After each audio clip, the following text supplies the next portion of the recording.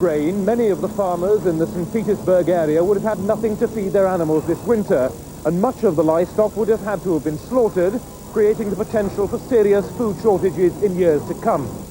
Arriving unannounced at a suburban supermarket, Mrs. Chalker found refrigerators empty, apart from tinned fish, bearing the price before it increased 12-fold last week, and shoppers keen to tell her all about it. What's written on there, he's saying, is the old price. This now costs 40 rubles each. This is a deception. What's written on that label? Industrial St. Petersburg, which provides only a fraction of its own food, has been hit hard by shortages, as rural areas keep supplies for themselves. Shoppers blame everyone, from Gorbachev and Yeltsin to St. Petersburg's mayor, Anatoly Sobchak. So far, we haven't actually received 1 gram of aid, for example, from the EEC. In contrast to this, we have actually got real aid coming in from Britain in a very tangible way. On an officially arranged visit to a shop later, the British minister saw plentiful supplies. The fact that they were all of bottled fruit suggests that the old bureaucratic habits here die hard. Mike Smart, BBC News, St. Petersburg. President Bush is back in Washington after his 12-day Pacific tour to find his popularity at its lowest in his presidency.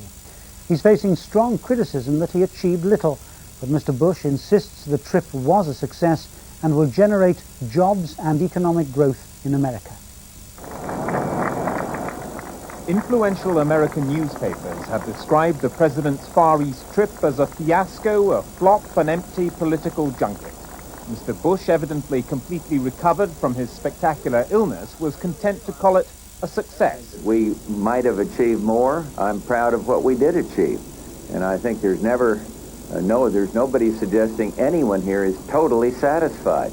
What I'm saying is we made dramatic progress, and it will result in jobs for the American workers. You want jobs? As Mr. Bush spoke, the U.S. Labor Department was releasing the latest unemployment figures, the highest of his presidency, 7.1%. And Democrats who have their own ideas to retaliate against Japanese trade practices are leading the chorus that the Bush trip was useless. There's nothing new here. It's a bunch of promises. Promises don't mean anything. The only thing that counts is concrete action.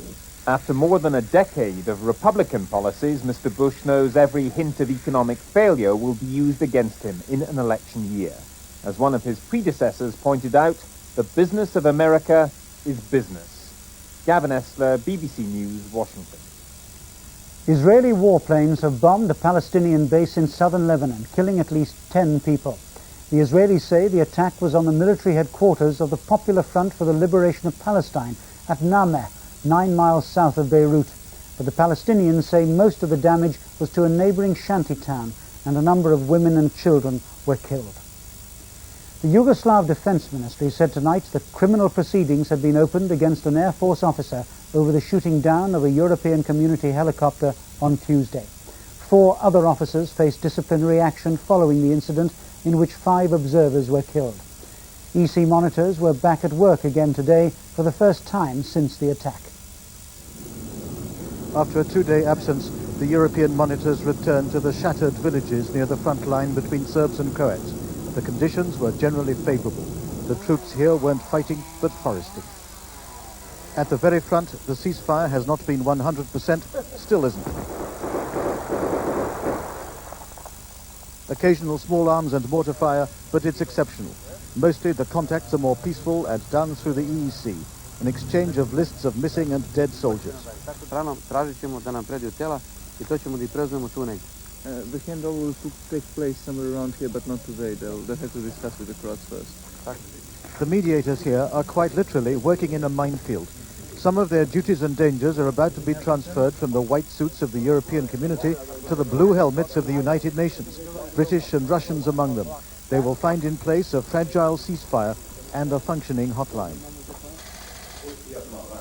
It's used 15 times a day, which is the number of complaints and violations. It's backed by a 13-point agreement in this sector, setting out item by item the 2 sides' ways of dealing with each other.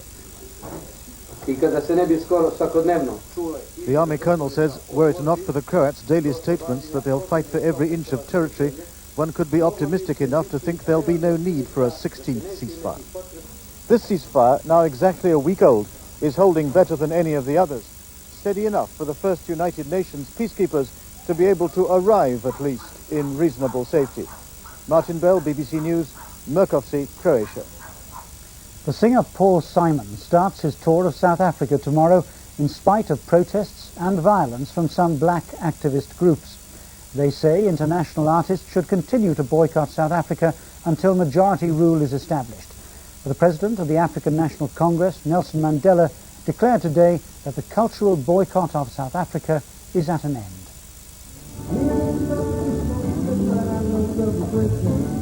Paul Simon rehearsing last night for his tour labelled Born at the Right Time. But critics protest that the American singer has arrived in South Africa at the wrong time. They say that until all remnants of apartheid are demolished, South Africa should remain isolated. Armed with hand grenades, black militants chose the day Paul Simon arrived to attack the officers of companies associated with the tour. Those blamed, the Azanian Youth Organization, insist that the singer should cancel his tour or risk further violence. Yesterday, having negotiated with the group, Paul Simon said that of one thing he was now confident, even though he didn't look it. The threat of violence is gone. The suggestion was that Paul Simon had been given guarantees. Not so, said his opponents, embarrassingly at the same news conference. There is no guarantee that my organization has given to Mr. Paul Simon about violence not taking place at the stadium. Paul Simon, focusing heavily on material from his Gracelands album, has the support of the South African government and Nelson Mandela of the ANC. But still, security for this weekend's concerts will be tight. The main news again. An IRA bomb has exploded in central London, just yards from Downing Street. Buildings and cars were damaged, but no one was hurt. Newsnight is on BBC Two at 10:30 and includes a special report on the future of Britain's intelligence services now that the Cold War is over. But that's the 9 o'clock news tonight. Good night. Have a relaxing weekend.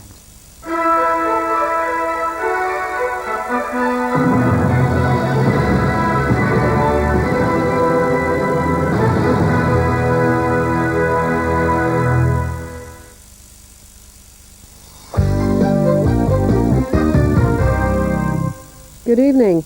A parish priest has called for the public to help track down the murderer of Derby man Tony Henley. Mr. Henley was savagely beaten by an intruder at his home in Bredsall Hilltop last November. He died 2 days later in the Queen's Medical Centre. Nearly 200 people attended Mr. Henley's funeral service today. The priest said the murderer should be brought speedily to justice. I go around my parish and meet people, some elderly people, who are living in grave fear at the moment, opening their doors, whatever. They're conscious that somebody's abroad at the moment who's carried out such a terrible deed. They themselves are living in fear. The Police Complaints Authority is to oversee an inquiry into how the Leicestershire Force responded to allegations of child abuse made against the former head of 3 children's homes. Witnesses in the trial of Frank Beck told how they complained about the abuse to police officers years before his arrest. Beck is now serving 5 life sentences for the systematic abuse of children in his care. The Mayor of Derby has been accused of allowing links, possibly Masonic, to influence a planning decision. The Ombudsman has ruled that the Mayor, John Keith, took part in a planning meeting which allowed a friend to build 2 houses in his back garden. Roy Broadfield, a fellow Conservative councillor, was given permission to build the homes against the advice of council officials. The Ombudsman has ruled the council was guilty of maladministration. East Midlands Electricity have applied for planning permission to build a series of wind turbines to generate power in Derbyshire. Wind turbines like these in America are one of a number of alternative methods of generating power. East Midlands Electricity want to build a smaller scale project on land at Ashover near Matlock. The company say they're examining potential wind generation sites all over the region. That's it for us. Kate Squire will be here tomorrow with the news and sport. Good evening to you. Well, as you can see from satellite pictures, there's very little cloud around. What there is over Scotland and Northern Ireland, and we're sitting in the middle of high pressure. That cloud is out here in front or between the 2 frontal systems here. So with little cloud around, it means we're going to have temperatures dropping like a stone, icy patches around, and some fog patches as well. But the cloud will be thick enough in the northwest of Scotland for the odd drop of drizzle. That's also where the temperatures will probably stay above 0. But there will be some icy roads even up there because the temperature at Glenlivet last night was -10. But it could be down to -6 in the North Midlands even during tonight. But the peripheries, as you can see, temperatures staying above 0 as that wind is still fairly stiff in the southeast of England, and during tomorrow it will carry on going round the high pressure, but the strongest winds drifting right up towards Shetland, and most of us seeing very light winds, so even the temperatures fairly low, a lot of sunshine should feel quite nice, and might even see double figures up in the east of Scotland there, say Aberdeen for example. Best of the sunshine though through England and Wales. As I say, still quite a lot of cloud up in the north, but I think it'll tend to break up as the day goes on, certainly on the eastern side of Scotland. But later on, there's a chance of cloud thickening up in the southwest, and about a 20% chance of some spots of rain in Devon or Cornwall as a front returns from France yet again. Tomorrow night's going to be another cold night, probably more fog around during Saturday night than there will be tonight. Again, a very cold one, with some breaks in the cloud in the north here. Could even see just a touch of frost in Northern Ireland and southern Scotland. But essentially that most of the cloud will be down in the south and the extreme north. Now high pressure is still the dominant feature during Sunday, but the winds now look as though they're going to be fairly light and off the continent. So it'll keep that cloud just drifting in to the south coast with the odd spot of rain. And I think with little wind around, any fog there is could well linger for quite a time, and it's going to feel cold, though elsewhere it'll be sunny and not so bad at all the way up to northern Scotland. Now in the middle of high pressure with light winds, we could well see some poor air quality. Belfast already quite bad as far as sulphur dioxide is concerned. England and Wales heading that way though, but in the south and the north, very good. Good night. A new look to Saturdays on BBC One. Who is the live wire at 10 to 6? I was only going to plug the house party. At 6:40, Jim Davidson with a new series of the snookering game show, Big Break. John, will you explain the very complicated rules? You've got to pot as many balls as you can. Never played that before. The return of the Master Magician at 7:10, Paul Daniels with juggling guests and juggling sea lions. At 5 to 8, Millicent Martin makes a bid for psychic television stardom in Moon and Son. I am the clairvoyant and astrologer Gladys Moon, called in by Sergeant Edith to help solve this case. Saturday, a new night for That's Life, and in the new series, the search for new and wonderful British sports. Saturday night on BBC One. Our film offerings for this evening begin in 50 minutes with Gregory Peck as the infamous Nazi Joseph Mengele in the disturbing tale of his mission to continue the Aryan race from modern-day Paraguay. Laurence Olivier is his hunter in The Boys from Brazil. First on BBC One, the drama turns to Africa, as for Adam Faith and Zoe Wanamaker, love hurts.